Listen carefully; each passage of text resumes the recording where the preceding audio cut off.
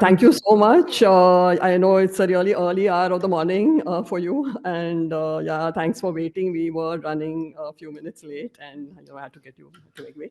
So I'll just do a quick introduction before you start, Dr. Nakamura. So Dr. Pooja Nakamura is a principal researcher at the American Institutes for Research, and she's an expert in foundational literacy and multilingual education. So she herself has a PhD in second language acquisition from CMU and many, many years of experience leading research, evaluations, assessments focused on foundational literacy development in low and mid-income countries around the world, especially in multilingual settings, bilingual and multilingual contexts. And she has led several language and literacy studies in many countries, including Kenya, Laos, Philippines, Sri Lanka, the UK, and others. And I believe she was also a consultant to the Indian government for the FLS work. So thank you very much, Pooja, for joining us. And I must say that it was exactly 4 days ago when we decided to have an online component that we invited her. So it's terribly nice of her, in spite of her very busy schedule, to agree to do this. So yes, we are looking forward to your comments on the topic. Yeah, thank you. So I will go ahead and share the slides. Are you able to see them as a PowerPoint presentation? Yes, yes. Wonderful. Okay, thank you. Okay, my name is Pooja Reddy Nakamura. I grew up in Bangalore. I've been in the United States for the last 20 years. My research is focused mostly on Akshara reading in South India through my PhD. In the last 10 years, I've been working globally in Sub-Saharan Africa and across Asia and a little bit in Latin America as well recently. So I will bring a lot of global perspectives into this and then kind of focus it back onto the Indian perspective. So I wanted to talk about the global foundation literacy crisis and why FLN has become a big thing globally. What is foundational literacy? Talk a little bit about the language specifics, why ORF makes sense in English, why it was taken and utilized as it is, why CWPM has become an indicator globally, and how that is changing as we speak. So this is one of the first presentations that I'm giving on how UIS and SDG measurement is also shifting towards more reading comprehension, as everyone is wanting and asking for.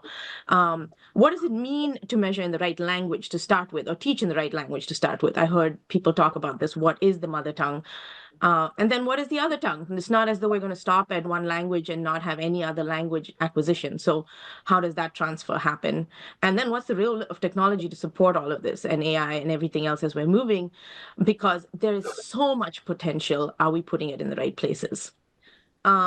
So we know that, this number, the 70% of children in low and middle income countries cannot read at grade level, is pretty staggering. It was about half of children in about 4 or 5 years ago, and post pandemic, it's about 70% of children.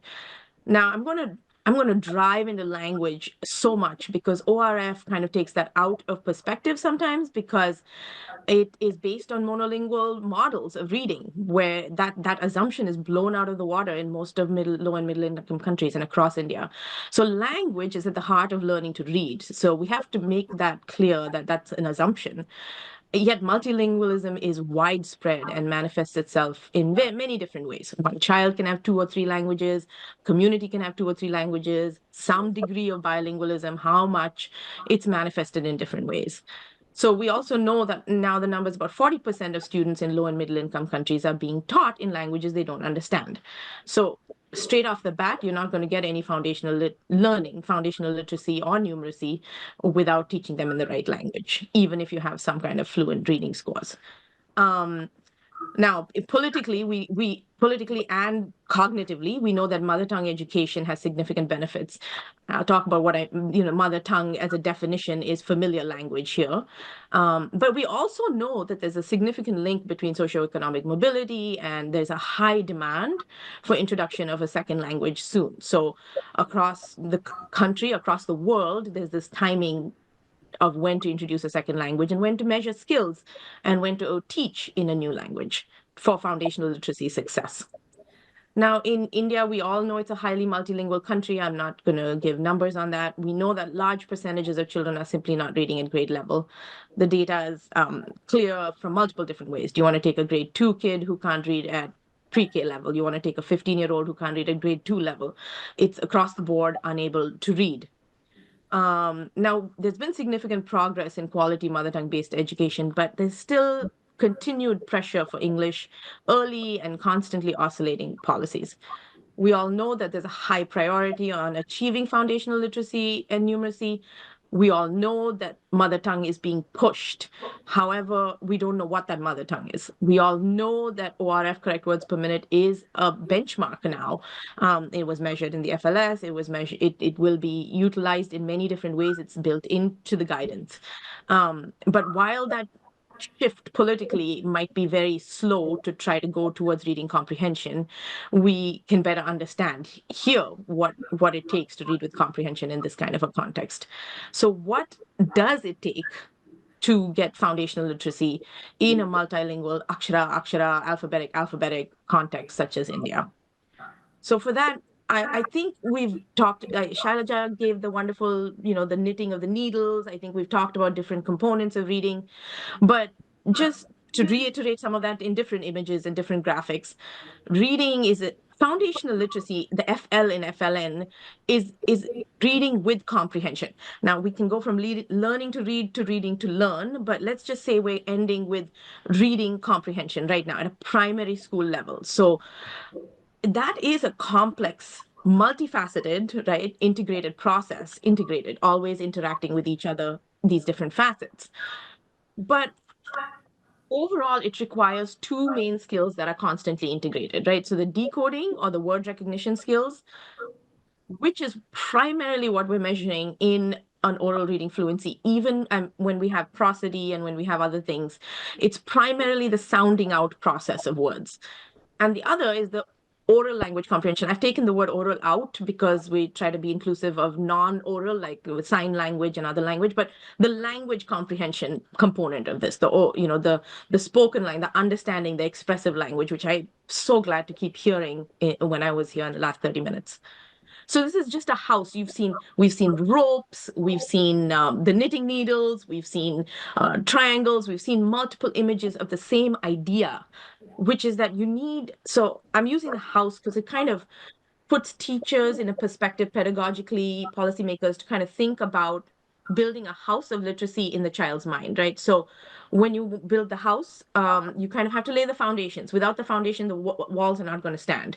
So you have to build the foundations and the sub skills that will then build the walls. And here's where we have the two walls. So we have decoding, and then we have language comprehension. And decoding is primarily sounding it out. Language comprehension is the oral language. And oral reading fluency is kind of the pillar where the accuracy, speed, prosody, trade-off all comes into together to be the beam to carry the roof. So it's kind of a beam. It's a critical beam. It's a needed beam because it carries the weight. But if we have only the decoding pillar and then we have oral reading fluency without language comprehension, for example, the roof is not going to stand, or the other side. And to think about this, there are people and children who have, like, say, language comprehension without decoding, right? So that's like completely non-literate adult or an illiterate adult. Tell stories, folk stories, tell you everything, understand everything, but zero letter sound symbol correspondences. You can have pretty good decoding and zero language comprehension. So if I put up a Spanish passage on the screen, or Nyanja, that's a Zambian language, Nyanja passage on the screen, most likely, if you can read English, you can decode it pretty fluently if I force you to, but you probably don't understand it. So unless you have both these pillars, because it's a transparent, alphabetic, limited, orthographic set of letters that you can probably decode. So how we teach these are highly dependent on the developmental trajectory, how they're integrated, and how you get up to reading comprehension. So now this is one language, right? So within this language, again, somebody was saying, talking about the different size of script, the how many matras, how the language is different. There are four big ones that I'll just talk about, and this is probably the most technical slide, but basically there are phonology that's different. So this is where phonics come in. Do you want to teach onset rhymes? Do you want to teach the diacritics? Do you want to teach the consonant, consonant, consonant vowels of akshara? So the aksharic symbols have their own set of phonological components, right? So it's dual syllable phoneme. And we've also written about how this transfers from one language to another, but it's a different from the phoneme system and the onset rhyme system of English, and it's different from a phoneme system of, say, the African alphabetic languages or the European alphabetic languages. So how you teach phonics, how long you teach phonics, when you teach these letters is different across these different languages. The size of the symbols that's mapped onto script is different. So in alphabetic, in Spanish or English, you have like, say, Nina, where each symbol represents a phoneme. Then the second one in green, you have Japanese hiragana, tako. So tako, the ta, that first green symbol is ta. There's no ta, there's no a, there's no ta, there's no nothing. It's just ta, and it's a symbol as is. And ko is a symbol as is, syllabic. And then, of course, that's Kannada with hurugi. We have like h and u, kimatra. So it just is, again, now a consonant vowel mapping. And then hashi at the end, which is used in Chinese and East Asian, Japanese kanji, is a morphosyllable, multiple syllables, morphological meaning, everything in one character, within one character, nothing discernible there. So how you acquire decoding in each of these is highly different, and how you teach them, the pedagogical principles, are highly different across these different languages. And then, of course, we get to orthographic depth. And orthographic depth here is at the heart of why ORF is so useful in English and so unuseful in many parts of the world. So orthographic depth is the one-to-one correspondence between sound and symbol, right? So take the word enough in English. For you to fluently see that word and say it out loud means you're highly likely to comprehend what is behind it. But I can ask you all to read out that word that comes next in Chinyanja, which is Zikomo, which is thank you. You can all decode it with zero comprehension, unless you're Chinyanja speakers. And I've always found that there's somebody hiding there who can speak Chinyanja. But and so we've done this with passages, with words, isolated words, longer words, shorter words. And just like the data that I think Nilesh was showing at the end, the pattern is very language specific between ORF and reading comprehension. And depth has a big deal to do with this. So, in English, if I show a child there are enough giraffes in the zoo and they can read that out loud, clearly, quickly, with prosody and intonation, chances are they understood it. There's no way they can have that many sight words because of the orthographic depth. There are enough giraffes in the zoo, right? So if I give you that same passage in different languages, the chance of you comprehending it is different. So there's orthographic depth. Now that also has come from a lot of Western literature. But there's also orthographic breadth, which Sonali Nag, Maul Joshi, a lot of Indian scholars have written about, because, and you also were saying, I heard somewhere 500 to 600 symbols, 400 symbols. Then now there's orthographic depth. So it doesn't mean it's easier because it's an orthographically shallow language, although in Akshara scripts are far more shallow than English, but not completely shallow, as also Sonali has written. But there's a longer acquisition period. So it takes 3 to 5 years to acquire what can be acquired in 1 to 2 years, just on the decoding pillar of reading of getting towards reading comprehension. So this is just on the phonics side or the decoding side of things. Some of the key principles. Now, that's also monolingual. Now, the second piece that we want to get to is, how do we determine which language? We can't just go with, the language of instruction policy. We can, but are we actually getting children to read in languages they understand? So now we're going to the language pillar. How do we determine this pillar? And I think here, while I talk about language mapping, is where technology's role is humongous. We know that children will only acquire foundational literacy skills in languages they use and understand, right? Because they need that right side pillar. There's widespread multilingualism across low and middle income countries, and of course across India. This includes a functionally multilingual child, a child who can speak one, somewhat two languages. This is not census data saying, do you speak it? This is not self-reported data saying, do you speak it? This is, how well do you speak it? And can you actually benefit from literacy instruction in a classroom in it? you have a functionally multilingual community. You have like X language here, Y language here, Z language here, but the other language is the language of instruction. How do you choose it? Languages that are spoken by small number of remote learners. How do we decide how much investment will go into materials and teachers in those languages? Linguistically heterogeneous classrooms. I worked in the urban poor communities of Bangalore through my PhD and later. How many classrooms you walk into with 4 to 5 different mother tongues in one classroom? So we need this evidence for determining the first language of learning to read, right? So we need, without that we don't have that other pillar of reading comprehension and foundational literacy. So there's a deep need for language mapping data. I know LLF is working on this. I know CSF is, there's a lot of people working on trying to get good language mapping data in India. But I think we need how many, how well, not self-reported Google Forms really per se, but how many, how well. We need to know which children can be like monolingual children. That is, they can only function well in one language in the classroom until they're taught another language that they need orally. The foundations need to be laid. Or is it a bilingual child? Just because their mother tongue is X at home, they can speak Y language pretty well. So we need data to figure that out. Are they really bilingual? Then you can take the red language or the blue language as language of instruction and they'll do fine. Are they emerging bilinguals? Meaning they speak one language well, the other language not well enough. So can we then map that language into trying to get them into better acquire the language, say if that gray L2 is the language in which they are taught in schools. So just to give some data from Mozambique, we found this and, we're able to then say which is the modal language, which is the best language in the classroom. We're trying to work on this. We actually have data now from Benin and Lesotho and other countries as well. And we have data that we are actually collecting in India as well, in Karnataka and Rajasthan. And so percentage of students, if you see on the top right, that's the number of students. If you want 50% of your children to understand the language of the classroom, that's the blue classes. And if you want 80% to understand, that's the blue in the bottom right. So it's really like if you don't have that pillar, no matter what we do with ORF or other things, is not going to really get to foundational literacy. Okay, so that's talking about the first language. Now we have the second language, which is most likely English, but in many contexts it's Hindi to English and then some other language to English, or not no English. It's something else to Hindi. It's Akshara to Akshara. So what we know about reading in a second language is that it's different from reading in a first language because it has impact of the first language on the second language. So we can't take that impact out. There's a constant impact of that first language on the second language.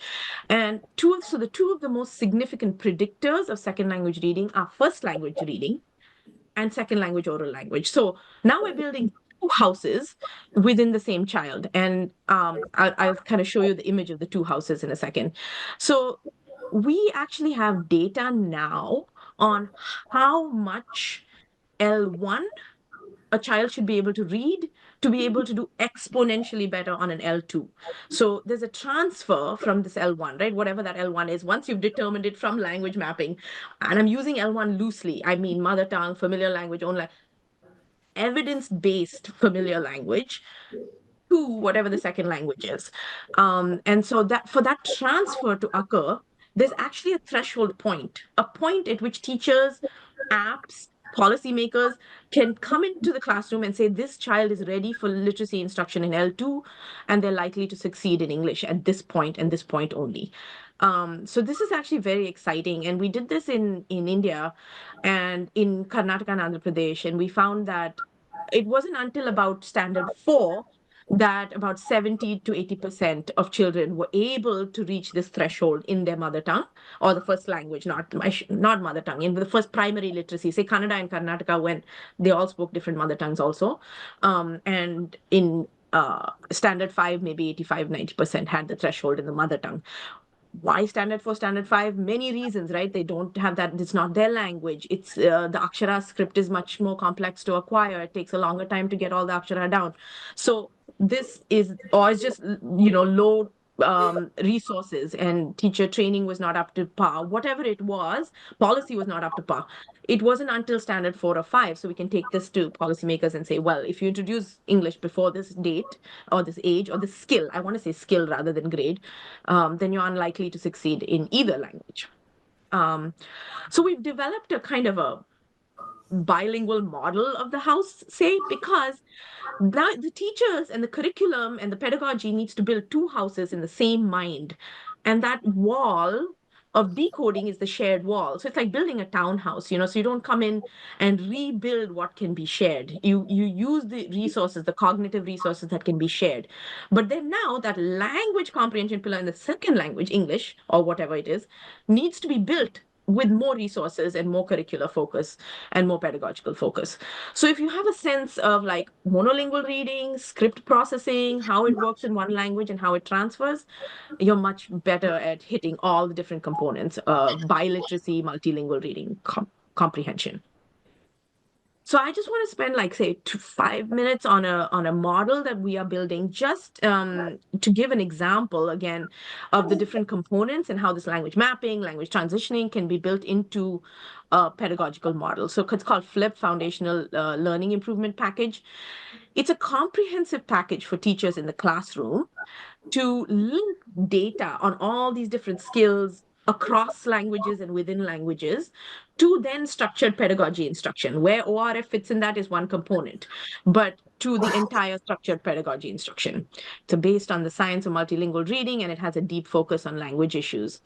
So just to show what it looks like in classrooms, to see ideas of how we can utilize this in addition on a Tara app, on different apps, we have the classroom-based assessment for multiple subskills, right? So this is, for example, oral vocabulary. So which picture shows a girl singing, and then they pick the picture. We can do this with expressive vocabulary, with ORF, with decoding, with phonological skills. And the critical thing is here we have data that's then linked through empirical thresholds and of grouping these children. So it's like a TARL or a Pratham's using, or teaching at the right level method, assessment informed instruction. But it's really kind of looking at these empirical thresholds for the languages at play. So this is, of course, in Benin, so it's in French. And so then we put them into groups of animals. It's culturally appropriate. We've had colors, we've had faces, we've had all kinds of things, and make sure it's appropriate in terms of symbols. But the thresholds are based on research. And then the critical part is this doesn't go into some kind of like, let's get somebody to come in and the evaluator tells you the child is doing well or not. This data is immediately linked to a full package of pedagogical intervention. So these packages include syllable wheels, they include oral reading comprehension, oral language, expressive vocabulary, upside down print for children who don't have the emergent literacy, syllable blocks, syllable wheels, whatever, that target the right skill at the right time, at the right language. And also, yeah, so these supplementary materials if the government doesn't have the materials. This is being done at scale in different countries. And then continuous teacher training and coaching and support. So WhatsApp groups, to complete, conversations, putting this into the teacher infrastructure that already exists in the country, but continuous training and support for the teacher to use this. So the whole, the whole pedagogical package. So just to kind of wrap that up, that was a quick example, is like, what is the role now for how we can have pedagogy that is really at the cutting edge of technology as well? I would say language mapping is a big one. Language mapping right now across the world is so heavily needed. And data that we can get on this quickly and easily through multiple ways it will be extraordinarily valuable. Supporting the word recognition development also in a language specific way, depending on which orthography we're dealing. Supporting the language comprehension. Just as I'm talking about language comprehension, I think there's a question about, isn't language comprehension innate from the cognitive science perspective? That's a fantastic question, and it is. And language comprehension is innate, but there's two pieces of research. One is the 30 million word gap that Hart and Riesli did in the United States many years ago. There's a 30 million word gap between poor and rich children in the United States by the time they start school. So the vocabulary difference is huge. And this is just from having exposure to people who are talking, to exposure to their parents, talking about, things that they see in the environment. They're going to zoos, they're reading books, they have it all around them, versus the parent who's working till 10 at night and doesn't see their child and comes home and there's almost no oral language comprehension. Will they acquire the language? Yes, of course. Will they have the words needed to read in school? Probably not. And that is, forget the fact that more than half the children are learning in languages they don't speak and understand in classrooms anyway. So that's where the language pillar comes into play. Supporting ORF, because that beam won't stand without that beam is needed for the roof to stand. We can't, there's my children are growing up bilingual in Japanese, and every night they do an ORF passage in Japanese. I have to do it loudly. They have to do it. It's part of their school. And ORF is a very critical component, but it's just that beam in each language that they're learning. So especially as it links to reading comprehension with the prosody and as the app is doing right now. Supporting then reading comprehension strategies, the silent reading comprehension strategies, monitoring, inference making, connecting across, intrasentential, extrasentential. So all the components of reading comprehension. And then supporting transferable skills. So from the beginning, what are the metalinguistic skills? What are the phonological, morphological awareness skills that are going to make that transfer so that you have that first wall strong enough for the second language to be developed as well? So ultimately, we need to be really allowing pedagogical interventions to connect formative assessment data or any data that is used for decision making in the classroom with the pedagogical tools, structured pedagogy for all the sub-skills of foundational literacy in the right languages, in the right timing, and in the right sequence. So I will stop there and open it up for questions or discussion. Thank you.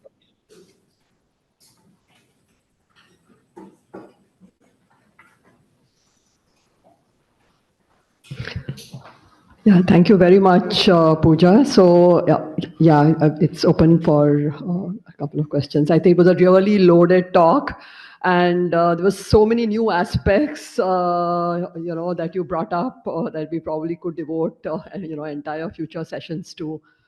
Especially talking about, I mean, that was new to me, that how ORF seems particularly relevant for testing in English, but may not be the case in orthographically transparent languages, and about the effect of, your first language on your second, and so on.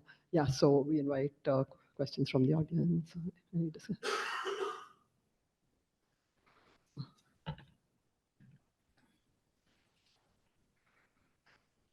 So, Dr. Nakamura, I had a question regarding the L1. You mentioned children reaching a certain threshold in the L1. That's when you introduce L2 to them. So, I just wanted to understand what this threshold is about and what aspect is this threshold being applied on. Yeah, thank you. So, if I may just ask a supplementary question, also how it adds to Jim Cummins' work on bilingual reading. Yeah. Yeah, no, thank you so much. So it's all I mean, that's a whole different I kind of just jumped to the conclusion in that. I have a whole presentation of how we reached there, and how we're doing that in now multiple language pairs across the world. And it's a fairly robust finding, and it's very exciting. So it's built on the assumption of transfer of reading skills from L1 to L2, which is what has been in the literature from Jim Cummins, from the cognitive, the CALPS and the BICS and the two summits. I had that slide, but I took it out, as to what is language specific and to what is language shared, right? So researchers have been saying for decades that L1 reading, Cummins, for example, then Keiko Koda, and then others from then on, that L1 reading is one of the most significant predictors of L2 reading because the skills transfer from L1 to L2. I took that finding to many policymakers and governments across the world. First one was Zambia, who said, and so what does this mean to which grade they should transition to English? So multiple people came back to me and said, what does this mean for policy? You're saying L1 is good for L2. Okay, cool. You're saying L2 oral language comprehension is good for L2. Okay, cool. How much? Is there a point? When is the grade? What is the timing? What do I do with this in the classroom? And that's when I went back to kind of theory and looked at so-called constrained and unconstrained skills of reading. So is there a point of sufficiency, right? It just theoretically, conceptually, can we say there is a point of mastery of L1 reading such that it'll support L2 reading? Just theoretically, can we say that? And in Akshara languages, we found or we hypothesized and then found that once they're able to fluently get the the matras, the phonemic components within a syllable, whether it's a consonant or a vowel. So so stri, right? Stri, when they can recognize the r and the e and the s in the stri, that was when we hypothesized that they would have the phonemic knowledge that's required to learn to decode, and that would be a threshold point. So we tested this across different language pairs in different parts of the world. And depending on the type of the L1 or the L2, we found that the threshold was exactly the same. So for example, in Ethiopia, there is both Amharic, which is a gaze script, which works exactly the Fidel that works like Akshara, and there's alphabetic languages as well. So in alphabetic to alphabetic transfer, based on all the Cummins and transfer facilitation models, we know there's transfer, but that transfer point is different depending on the language pair, and it's robustly existent. So there is a point of readiness for L1 in order for L2 to become exponentially higher. And if I show you the graphs, basically from 0% to 10% of decoding in the mother tongue, if you introduce English when they're about 10% proficiency, nothing happens with English proficiency. They don't learn it. 10 to 20%, nothing happens. It's a flat line for those who know correlations, right? It's just a flat line or regressions. You go from 20 to 30%, it's flat line. And then when you hit this point, and I don't want to say the point because it's dependent on the test. Okay, so I can give you all the parameters of the test so everybody can create the test and it's open to use. But I don't want to say 30% is the point or 60% is the point, because if you make a very easy test or a very hard test, that point is different. But there's a theoretical point at which suddenly that slope just goes way up. So if you introduce English literacy instruction after that point, you now have children who have acquired enough sufficiency to transfer their metalinguistic skills and be able to utilize what they have learned and learn English far better than before that point, where they're likely to not succeed in either language. And this is, I can share papers that have been published on these tools, parameters on these tools, and how we're now building that into models like Flip so that teachers can use it in the classroom as well. That was, thank you, Pooja. And did you look at it only from the script point of view, or did you also look at the oral language part of it? The Which script, point, yeah, no, that's the transfer point? Yes. Okay. So great. So that's a really good Yeah. question. So the Yeah. first point was the transfer was on L1 decoding transfer to L2 reading, right? So now the second question is L2. I don't know if this was exactly your question, Shalja, but L2 oral language comprehension is another significant predictor. So you can't just say that L1 reading, the child has reached the threshold, we're ready to introduce English. We also need the L2, that is English, or say English as a second language, oral language comprehension pillar. What is really interesting, and this is where you go into the constrained versus unconstrained skills, is that there was no tipping point. There's no non-linearity in that relationship, right? So in language, it's a significant predictor without a tipping point. So it's a very important factor for reading. Okay, so a child cannot be introduced to oral language, a reading comprehension in English without the oral language pillar. But can I tell you that at 20 or 30 or 40 or 50 words, the child is more ready than he was at 10 words? No. But the more, the better, right? So the more, the better, but there's Yes, no yes. tipping point like L1, L2. Yes. I mean, this is very interesting. Please do share the papers. Thank you. Will do. Thank you.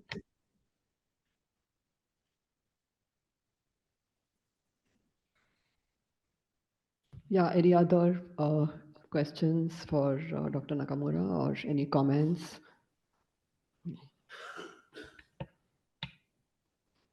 Okay, we'll close then, Pooja. So thank you so much for making this happen, and that was a great concluding talk. Really added a lot to what we've already been discussing throughout the day. Yeah, so we'll get back to you, should there be any more questions. And of course, we'll look for those other references you mentioned. Yeah, Thank you so much to everybody. Thank you. Thank you.